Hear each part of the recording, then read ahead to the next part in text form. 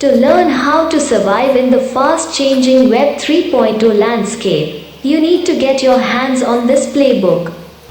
Right, good evening everyone. Thank you for your patience all day. I think I have the unenviable task of managing a panel with all heavyweights. Without much ado, let me get started. And my first question is probably to Ms. Vidya Krishnan from SBI. Ma'am, what we would like to know probably is, will the next wave of fintech innovation be fueled by account aggregators, OCEN and UPI? So your views on that, and then of course we'll open up some of these topics to the other panel members also. But welcome to the panel, and thank you for joining us, and request your views. Thank you very much. Let me first of all thank IET for having me here. It's a pleasure to join you and share some of my thoughts around what we see happening as far as the banking and financial sector is concerned.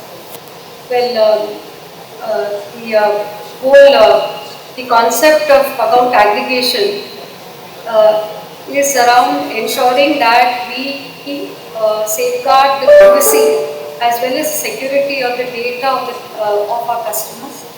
That's giving more power to the customers in a very graceful way in which a customer can, whether banks or the financial institutions or anybody that, any other institution that keeps the data is only a custodian and has to, in accordance with the consent accorded by the customer, is allowed to share the data as per the will of the customer. So it's a fantastic framework under the which also takes its roots from possibly GDPR and with a few modifications. Yes, this is going to transform the way we bankers understand or other the financial sector understands the delivery of products. So, while democratizing data, we also have platforms like UKEN, which are around ensuring that we create an interoperable marketplace for businesses, and the beneficiaries here are going to be especially the small and medium enterprises, and they would all come into the ambit of formal credit, and that would create win-win situations for all ecosystem players. So it's welcome, but also we'll have to look at move away from traditional ways of rendering products. Helps in the adoption of digital, which is being attempted in a very big way across, with the government playing a very important role, the regulators playing a very important role, and so naturally all other stakeholders will also align. So this is what I would like to talk about the account aggregation and okay. Thank you. We have Ashita joining from Cash Free. So Ashita, if I could ask you, how are the fintechs leveraging the API-based model, and what kind of innovations are you seeing by startups in the fintech landscape? Yes, so I think first of all, very happy to be here and thank you for inviting me. I realize I joined a few minutes late because having a few issues. So I think the API-based landscape, if you look at it in terms of banking as a service, there is a lot that is happening in this space, and there are multiple models that are available to fintechs today. Like say you have the bank API model, which is banks that have released APIs and fintechs are leveraging and aggregating those and enabling banking as a service for fintechs via a contractual model. Then you have your digital public goods, which is like your account aggregator, UPI, and DEPA, these kinds of, which allow any entity anywhere to leverage a publicly available API and provide a service like lending or payments. And we have seen the potential of UPI in revolutionizing payments and taking it outside the scope of traditionally regulated players, like today even an Amazon can become a payments player. And then you also have a regulatory enabled banking as a service, which is, say, business correspondence, what you see in your banks doing. So in terms of that, there is a lot that is happening in this space. In terms of fintechs as enablers, I think API aggregators are playing the biggest role enabling banking as a service, lending as a service, issuing as a service, or even opening savings accounts, managing accounts. So these are broadly what the landscape is looking like now. Right. Thank you. Yeah. We also have Sean joining us from Hong Kong. So Sean,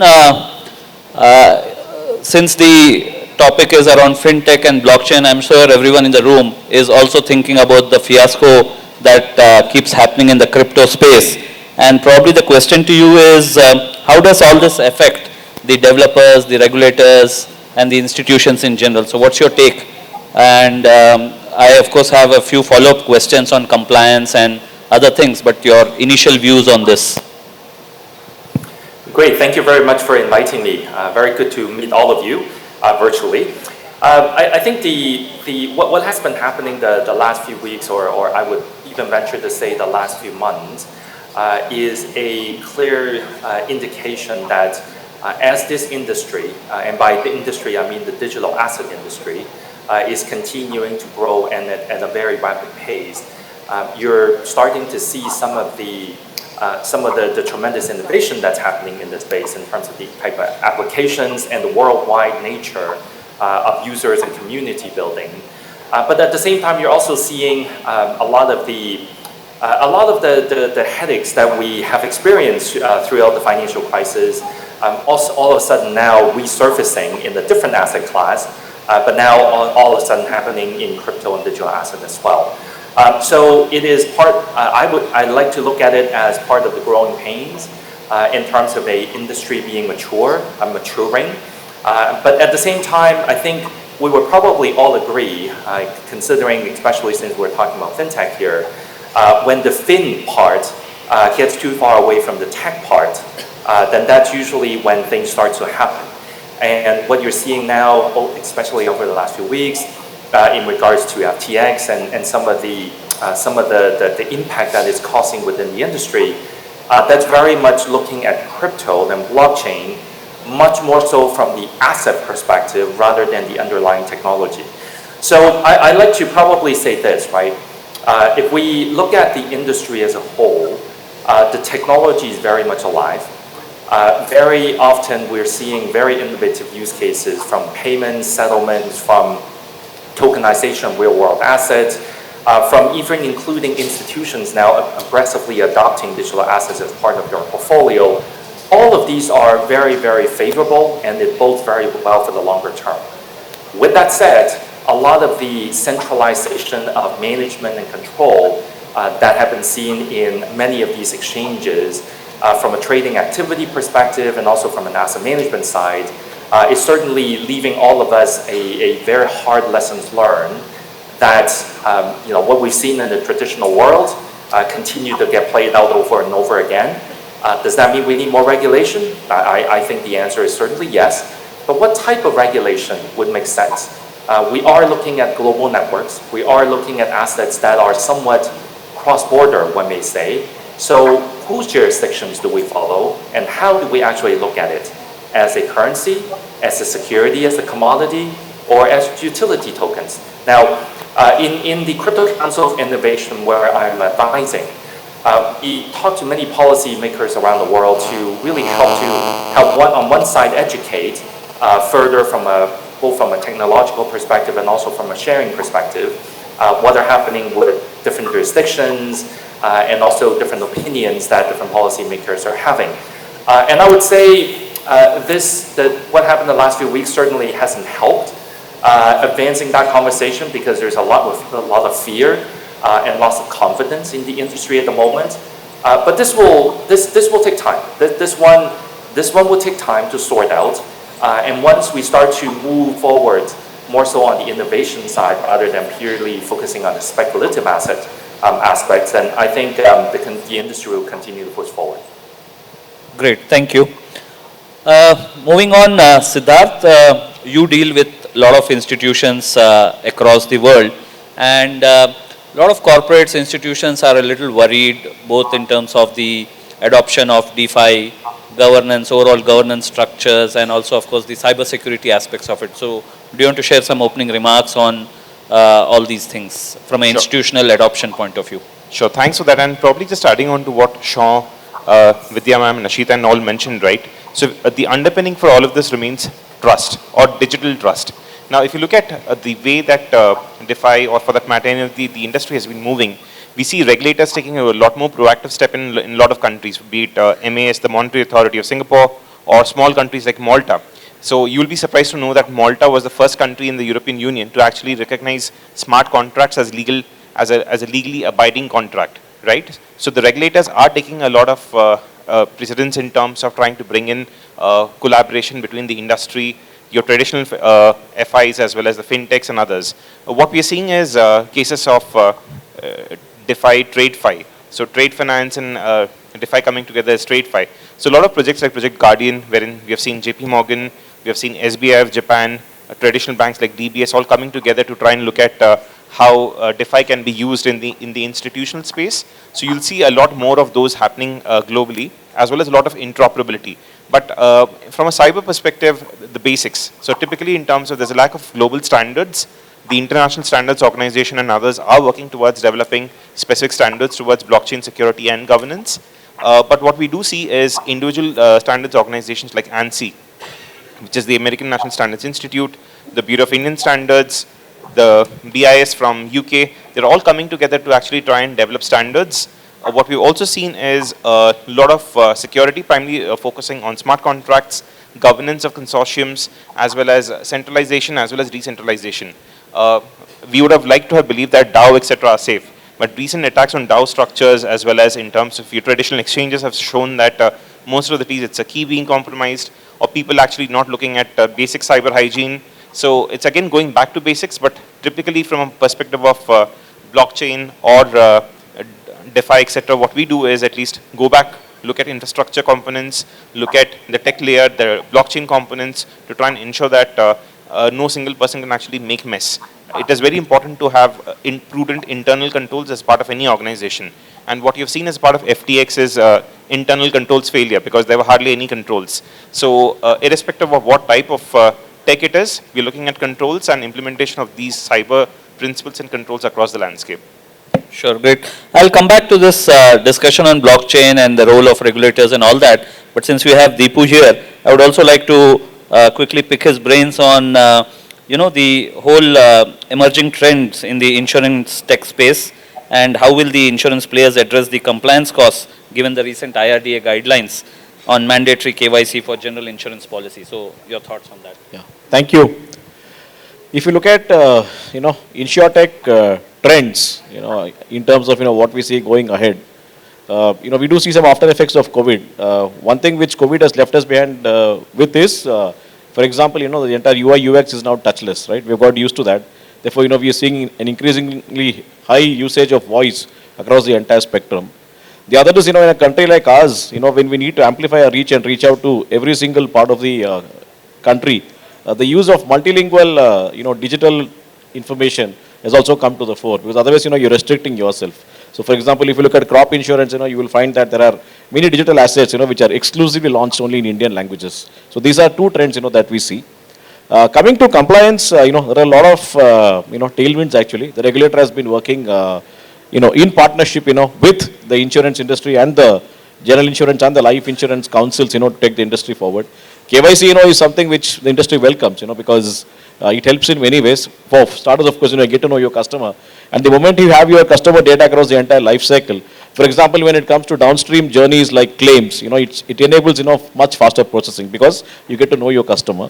And it's not only KYC, whether you look at, distribution, whether you look at, IoT, whether you look at ecosystems, the whole range of regulatory reforms on which the industry is working. The industry is working hand in hand with the regulator. So we don't view it as a cost, we actually view it as an investment, and we welcome it. Well said.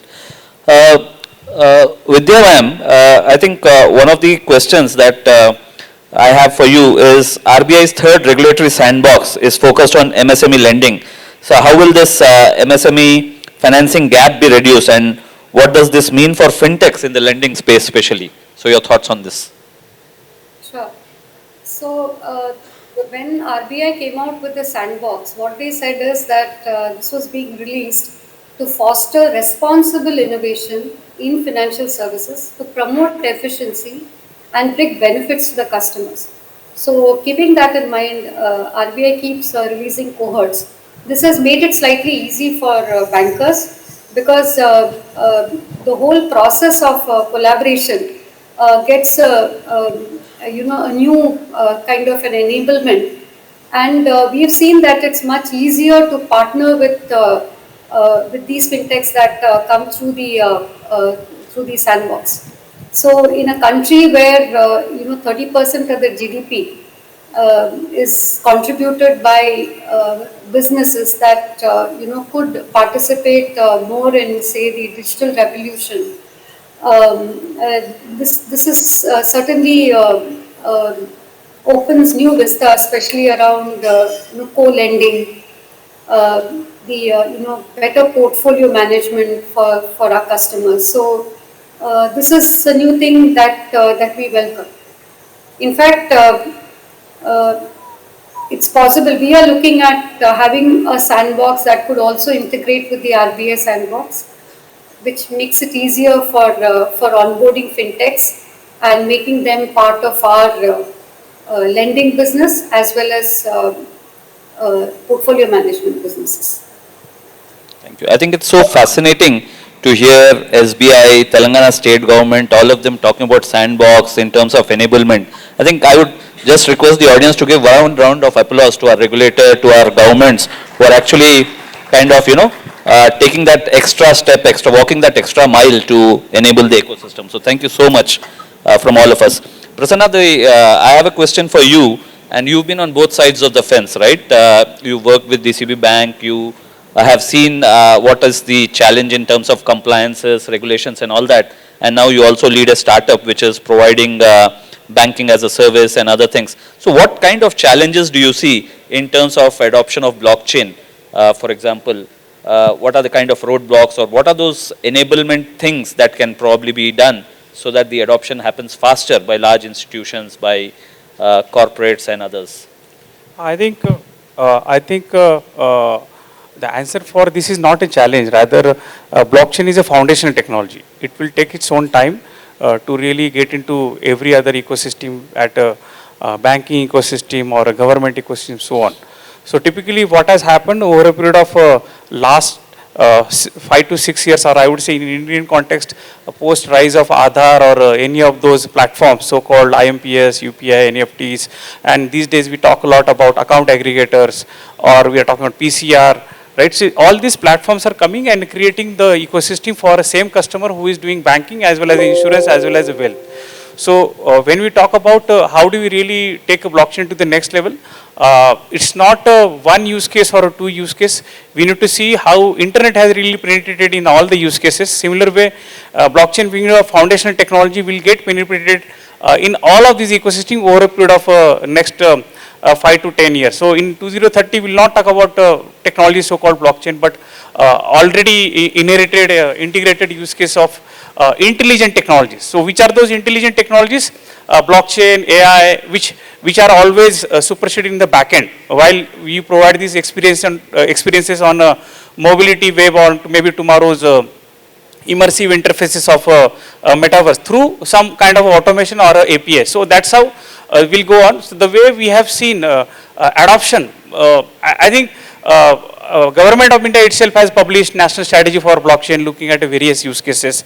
If you look at account aggregator API community are talking out how we can build a consent mechanism on blockchain. So it will not happen overnight. It will take its own time, lot of experimentations. Some of the larger use cases at telecom, every SMS is received by every of the person in this room is filtered at a blockchain level.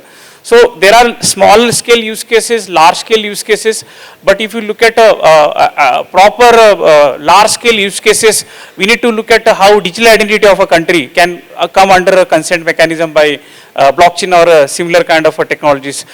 We are talking today digital rupee, right, which is one of the form of a central bank digital currency.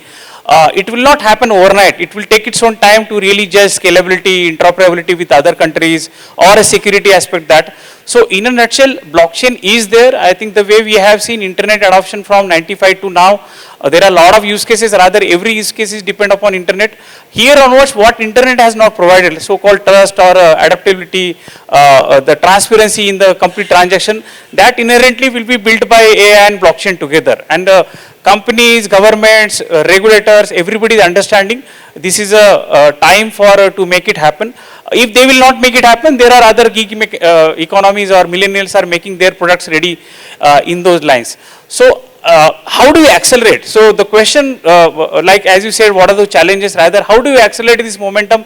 I think the way we have formed India Blockchain Forum in a context that with some 10 principles, one of them is like how do you create awareness of a blockchain technology or promoting blockchain technology down there in the universities, colleges, so that this becomes a skill set or a developer things which are available for make things happen. On a government level, we have seen how Telangana government and even Tamil Nadu government tried for some election or a voting system on blockchain. Maharashtra government has done some of the use cases. I think government should be part of any of those primary use cases. Tech companies like Hyperledger, Infosys, they are doing a lot of research to bring on scalable products or scalable platforms. When you talk about regulatory angle, and there are a lot of gung-ho about crypto and all, but I think we need to learn as a country from other countries, right, how they are creating policies like Dubai has recently announced, or Singapore, or he was talking about Malta, some of those countries. I think there are other areas where India Blockchain Forum is looking at how do you really accelerate with the developer communities, some of the special interest groups on a CBDC or Web3, which is really required as of now. And then we talk about many more things, how do you align engineering colleges or universities come up with some kind of a courses in blockchain kind of mechanisms. How do you create a use case repository for India, right? So unless and until we have a right use cases, we'll not be able to accelerate the blockchain movement. So having right use cases, say example, I will not be surprised with CBDC coming in solar coin or some kind of a wheat coin, which will really help to bring on a better financial inclusion as well as a sustainability. So I think use cases, nurturing startups from not only from creating startups, but how they can align with a larger vision of a banking ecosystem, government ecosystem. So I think acceleration with sandboxes. So sandbox is not something which is a technology term available. It comprises of many more. It comprises of mentors, influencers. It comprises of policy guidelines. It comprises of tech players like who are coming collaborate to build that technical environment to do the testing. Example, polygons or Ethereums and many more. It will have a composition of investors who will identify these ideas, validate these ideas, and give that opportunity to make a next level products. And ultimately end users, government or banks, they need to come and see what's really happening. I think it's a momentum.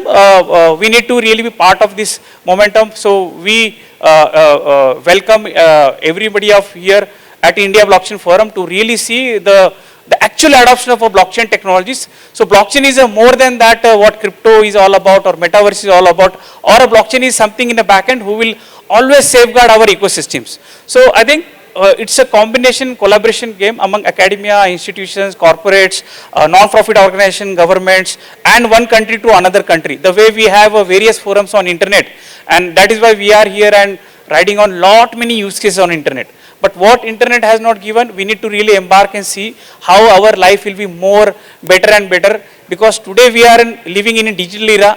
Tomorrow's era is going to be an intelligent era backed by blockchain and AIs and so on. Day after era is going to be autonomous, and that autonomous era is going to be built on a trust. That trust has to be inherently built with the technology like blockchain. So I think instead of challenges, I think it's a journey, and journey has to be accelerated with a much more level of a collaboration. Yeah, Pankaj. Sure, I was a little conscious even when I was asking this question, because I know how positive you are. So any word that is given to you in terms of challenge automatically gets converted into opportunity, right?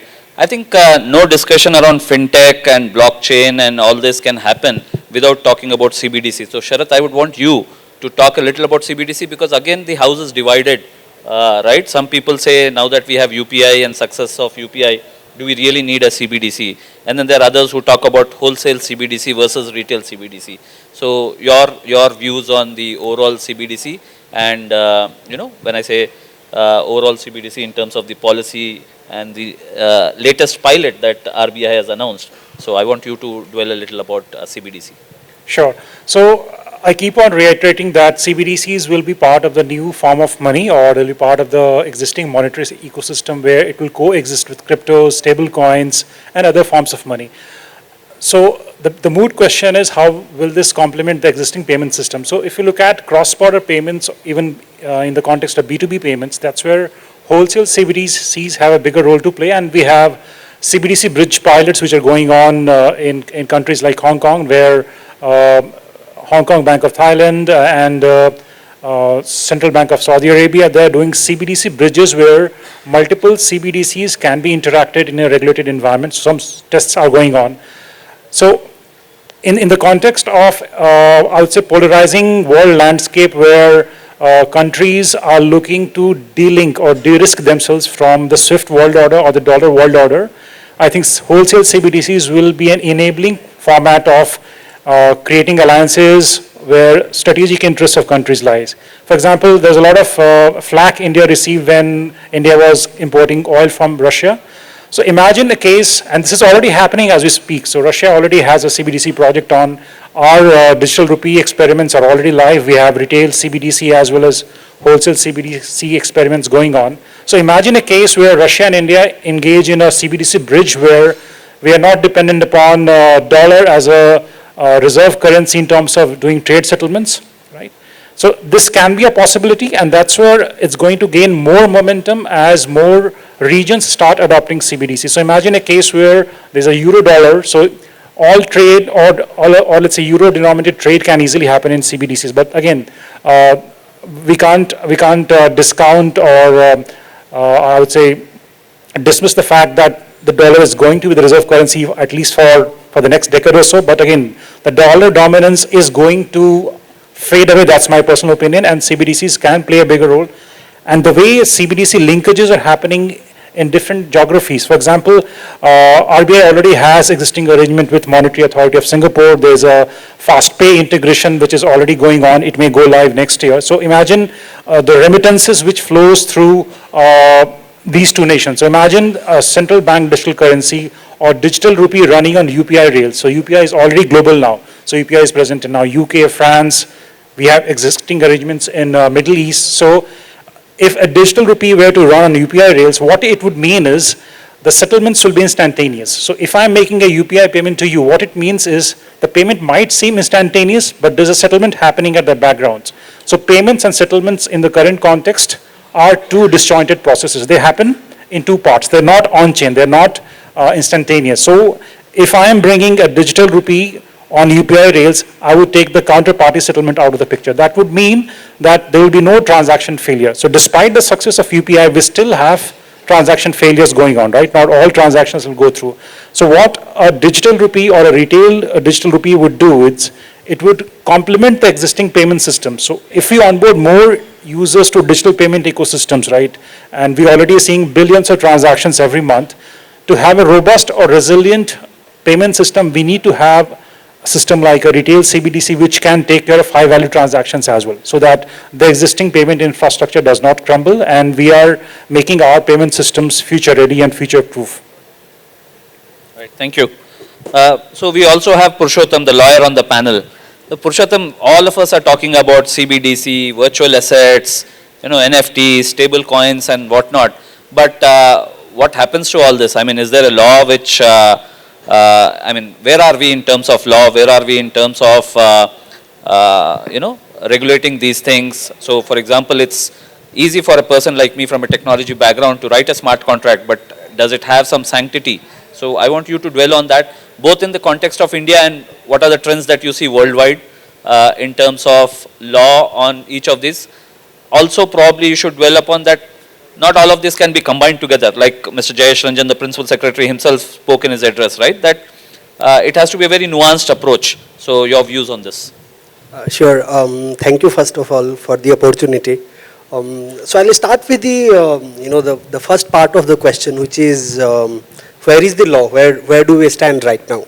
And that is actually the biggest problem that we have in the industry, and that is lack of any legal clarity at all. And of course, lack of regulation affects individuals or, say industry players differently, depending on what is their intent.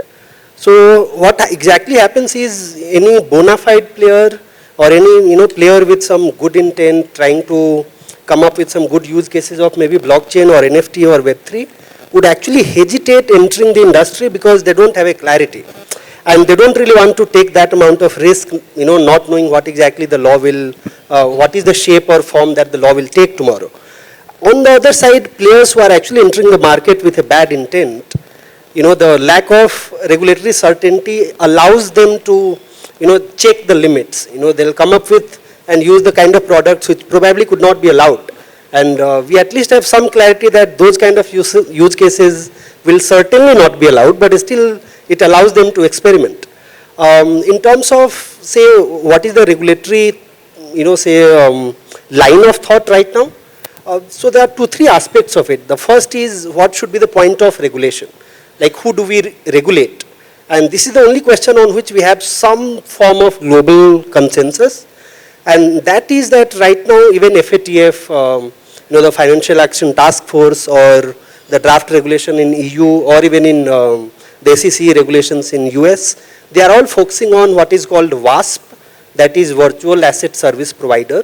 So the idea is that once you get hold of the crypto exchanges, because that is, that is also the institution which will do the on-ramp and off-ramp.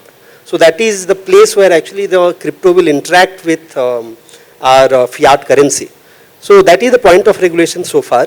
But at the same time, since there is no global consensus and cryptocurrencies are global in nature, so even if say few countries come up with some regulation, it is not going to be any effective regulation. Because for example, if we have a very robust regulation in India, someone would simply transfer their cryptocurrency from Indian wallet to the wallet in any foreign exchange and then would convert it into fiat. So that is in terms of what is the situation right now. Most probably the FATF guideline would be adopted as being indicated even by Honorable Finance Minister. So to start with, we'll have a regulation where the focus would be exclusively on the WASPs, and then the other parts of cryptocurrency segments will be regulated. Now coming to having the nuanced approach, I certainly agree with Jayesh Anjan sir, but I don't think that is being reflected at least right now, say in the sense that in India we don't have any specific regulation for crypto. The crypto bill that was pending, it could not be introduced last year in the parliament.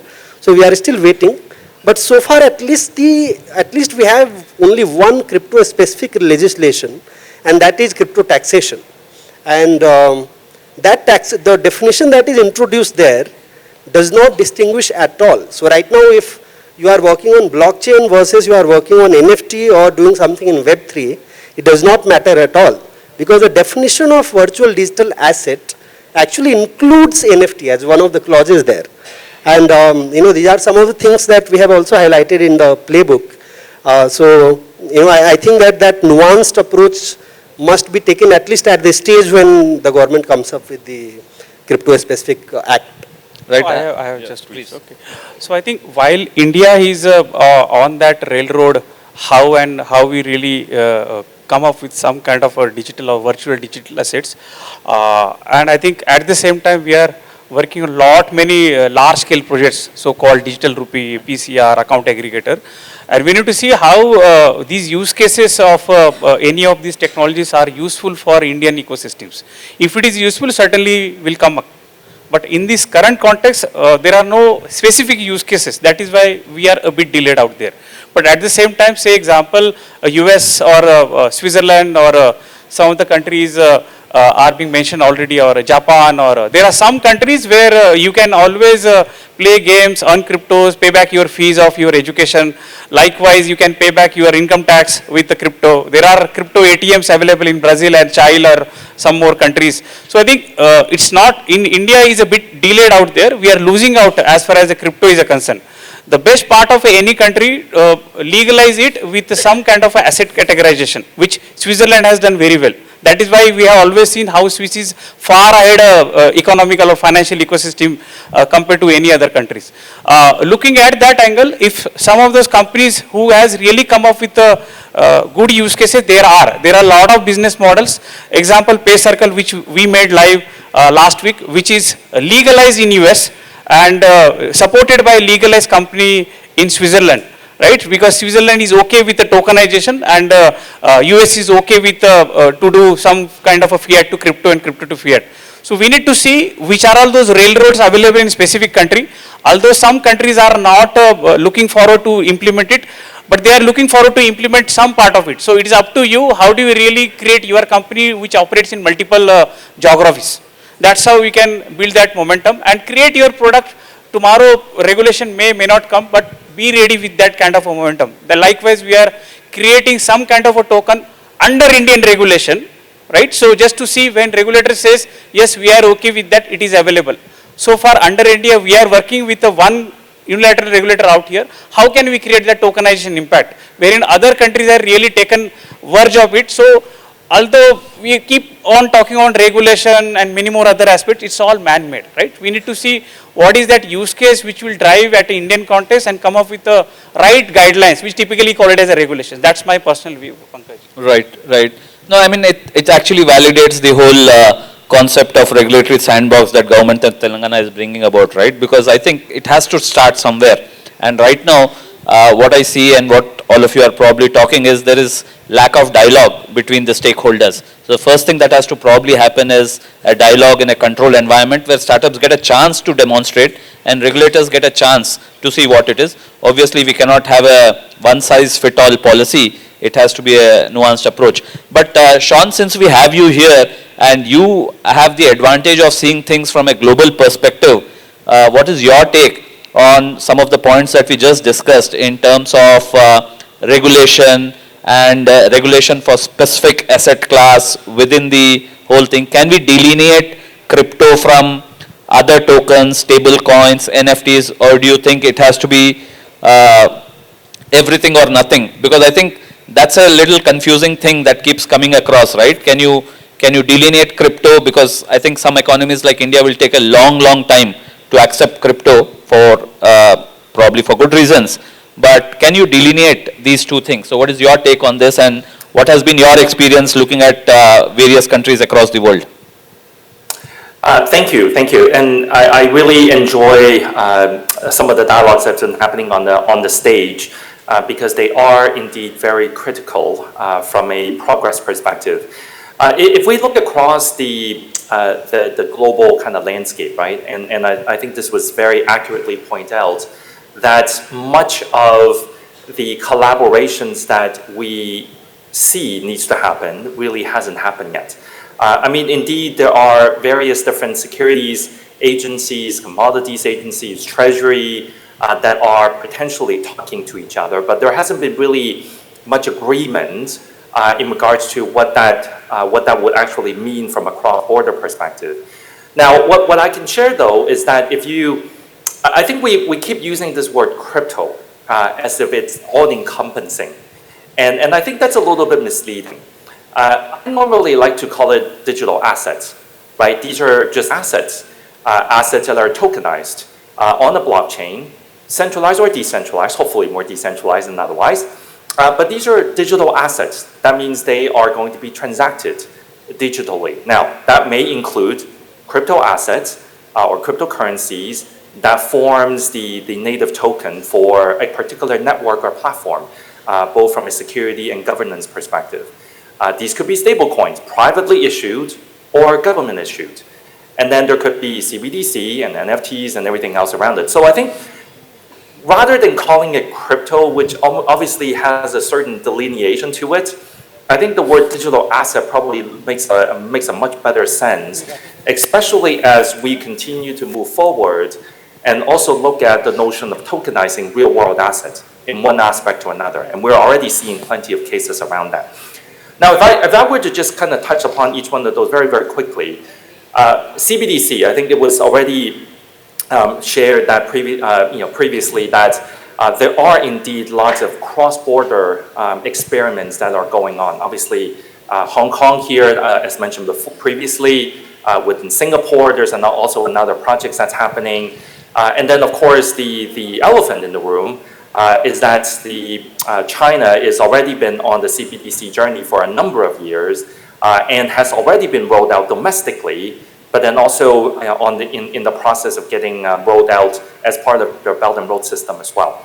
So there are lots of movement in that regard. I think that will take, that notion may actually move forward a little bit faster because it is riding on the current monetary and fiscal policies and connectivity. And once you have several countries that are ready to go and be able to run these pilots, whether they're in the sandbox environment or potentially even in a version 1.0 type of format, then you will start to see things that take off. Now, with that said, CBDC is a much better, much faster, much more transparent way of running the current monetary system, but that still certainly doesn't solve many of the issues that potentially stablecoins or crypto could be solving as well. So I think it's best for us to look at all of them as connected, but not exactly the same. These are all different asset classes, and there are going to be different rules and policies dictating each one of those. I just do think that from a CBDC perspective, especially here in Asia, I think we're going to see a lot more developments happening in this region than other parts of the world. Now, stablecoin. I think ever since the Terra Luna debacle that happened back in May, there have been a lot of discussions, both at the public sector and in the private sector around exactly what a stablecoin is. How do you classify a stablecoin? Because there are various different types that are out there. And then what and how some of these could be regulated. Now, I'll share with you this morning, I was talking to the Financial Services Agency in Japan, and they were one of the first jurisdictions in the world that actually says that if you were to issue a Japanese yen stablecoin, then you either have to have a banking license or at least you need to be a wire transfer company or some sort of trust company, right? So these have been written in the policy for quite some time, and we're already seeing that quite a number of other jurisdictions are already starting to follow in the same path, right? Because once you have a dollar-backed or a currency-backed stablecoin, then a lot of the existing rules can more or less apply. Now, where does that leave the privately issued stablecoin? Things like USDT, USDC, and some of the more algorithmic driven stablecoin as well. That is probably a little bit more on the gray area.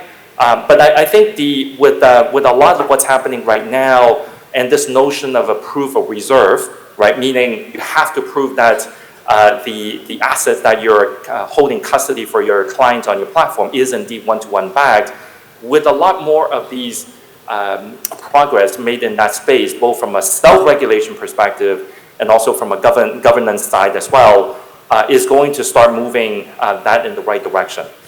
The last point I want to touch upon is the crypto assets, and I very much agree with the notion that Switzerland, specifically around crypto assets, have been moving very, very far ahead than pretty much everywhere else. Most of us that are in the Web3 and blockchain space, when we look at a network native token, we, as industry players, we call them utility tokens because it's providing a utility. You're building an application on top of this network and you pay a utility fee, and that happens in the form of that native token. Many parts of the world, starting in the US and otherwise, they tend to either look at these as securities or commodities or payments token. Switzerland, on the other hand, had a very clear definition of what a utility token is. Now, of course, that definition continued to evolve as well. But at least they have moved forward and recognized the fact that there is a new type of asset that is being used to transact on a global network. So if you look at the classification exercises that various different jurisdictions are going through now, Australia is going through a token mapping exercise. Obviously, Singapore have been fairly early on with their Payment Services Act as well. A lot of these are actually, showing various different flavor in terms of how each agency and our regulators are looking at these assets. And I think the more folks are actually talking about these, the more common ground that we're going to get to.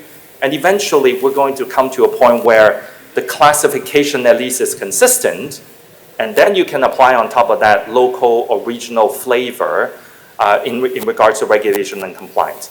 So I think that's what I would share in terms of the overall landscape for digital assets. They're not all the same. CBDCs and stable coins and crypto assets, whether they're privately issued or not, they all behave differently.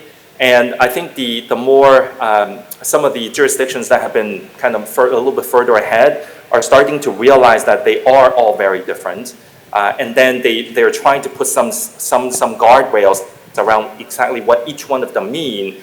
And that's precisely what we are actually doing at the Crypto Council for Innovation. As we work with the industry, some of the largest industry players, and also global regulators around the world, so that we can then create that common ground and be able to identify the specific nuances that each one of the local policymakers can then adopt and potentially customize for their own jurisdiction. Thanks, Sean, for putting this in perspective. I have about 7 or 8 minutes left, so if there are any questions from the audience, I would love to take those questions first to any of our panel members. Anyone here who has a specific question around the topic on hand?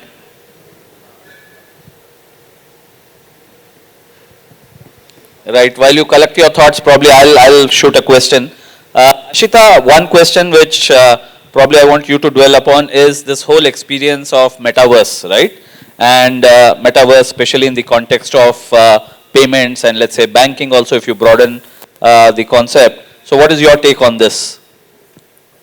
I think it is different because the metaverse experience requires payments and say consent to happen in a different way. Like you would look at an OTP, a traditional OTP based payment to maybe take a new form. So I think in a way the RBI bringing in CBDCs is a good step as an enabling step for something like Web 3.0 or the metaverse, which is dependent on a cryptocurrency of some form to enable them. So in that way, definitely we would see I see it as an enabler towards the metaverse. Great. So I'll come back to Prasanna also with the same question. But before that, Siddharth, to you, what is your take on metaverse? Is it going through a hype cycle, or do you see some reality at the end of the day? Is there light at the end of the tunnel? So, and especially in the context of all the developments like 5G, the kind of maturity that AI is taking up. So, your perspective on metaverse? So, a couple of bits on that. So, specifically, if you believe it's a hype cycle, the simple answer is it's new. People like to play around with it. Is it real money right now? Only 45 people in Sandbox, or I'll not name the platform per se, that gives you an idea. But specifically with respect to making it more tangible, instead of just having a launch where people will just go ahead and see some pictures, there are financial institutions which are now trying to look at what are some of the services which we can offer. That will actually require some bit of tech as well. Digital self-sovereign identity, new forms of identity and access management where you're tokenizing your identity. We have Sharath who can talk about it for hours on end. But specifically, given all of these new tech which is coming in, I think banks are also evolving, but we'll see more number of use cases. Just as online banking was another channel, metaverse is another channel. What we are working with banks, both in India as well as some of the global GSEBs, we are working with them, specifically is looking at real world use cases which can be implemented on the metaverse while keeping them safe and secure. Because again, coming back to in terms of how do you make the payment system work, what is the backend, what is the tech, but how do you keep fraud from happening? You're talking about ESG. People only talk about climate change. The other pillars of ESG are economic and social. So we have seen cases of people actually being cyberbullied in the metaverse. So there are so many other different cases. So keeping everyone safe, your customers safe, making the ecosystem viable is something that we all need to work together. But it's a new channel. It's exciting. We spoke about digital twins. You need to speak about the industrial metaverse, which the likes of major industrial houses are talking about. We did have somebody from a major oil and gas firm in the morning yesterday. They're talking about industrial metaverse as well. So those are the use cases which I believe would be more immediate, but the others will probably evolve over a period of time. I'm sure at, for example, at GMR Airport, we are talking about a digital twin for the GMR Airport and the whole experience on metaverse. But Prasanna, you'll have the last word. Yeah, I think metaverse is a reality. So, metaverse is there since last several years. Before internet came in, we have seen so many movies also, right? So, primarily metaverse is comprised of several layers. If you hypothetically talk about hardware layer, or talk about some kind of identity layer, some kind of a blockchain layer to create a trust, some kind of your devices could be which we support for some of those immersive experience like augmented reality or a virtual reality or a mixed reality. It all comprises and gives an experience or next level experience which is called as a metaverse. What we have seen, the way we used to be very happy with the feature phones, and that moment we got into smartphones, and all of a sudden we got into some of those intuitive experiences or voice technologies. So metaverse is a next level of interface backed by internet, backed by blockchain, backed by many other technologies altogether. Why do we need it? Because that is how human tendency is there, right? I am so happy with feature phone, but I would like to see what is next level of experience. What is next level of experience? That is why we reach to the metaverse. Maybe before, above metaverse, there is some more other experience. But I think brain-to-brain interface, virtual reality and augmented reality are those interfaces which will make metaverse reality. But as we have seen many more business model come up, as Sid was talking about, or you talk about newer regulations, newer identity. We had a cyber cop in a cyber world, we have a meta cop, or we had a cyber insurance there, we will have a meta insurance. So it is a different level altogether. It's a company like Microsoft or Google's or Apple or big tech companies are heavily investing, looking at it's going to be trillions of industry. Out there, some of the examples, the so-called top 10 metaverse land, or it's still picking up. It's not really going in the right direction the way we want, but ultimately use cases will drive. We are not expected what all use cases will come with the web technologies, but today we have seen several number of use cases which we are not thought of in 1990s, right? Similarly, there are a lot of use cases going to come in metaverse which we are not thought of today. We may say, let me convert my existing bank branch into a metaverse branch. It will not work. There will be some other experiences which is going to come. You may not come up or I may not come up, but there is a different kind of a millennium industry will come up and make those use cases happen for us and for themselves.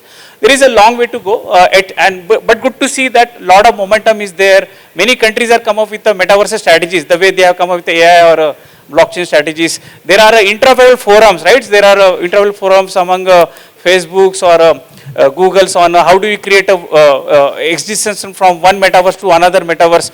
Lot many things to happen. But Indian banking context or banking context, we need to keep on evolving. As he rightly said, it's another channel. Example, web technology was there since last 7 years, but when internet banking came in 2003 or 4, right?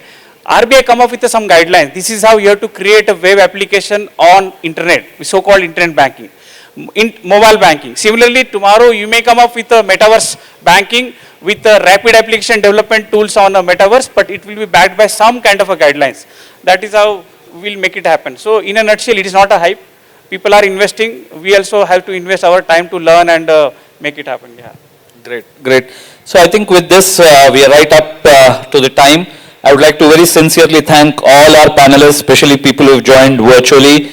Ms. Vidya Krishnan, Ashita, and Sean, thank you so much for joining, and all the panel members who are here, Siddharth, Purushottam, Deepu, Sharath, and Prasanna. I think it was a fascinating discussion, and you would appreciate that Web3, blockchain, metaverse, these are evolving concepts, and it is, when we planned this panel also, I was clear that we'll probably not have a consensus, but the idea was to have unfiltered view from all the experts here, so that all of us can go back thinking, and hopefully we have provided some food for thought to all of you. Thank you so much, ladies and gentlemen. Thank you.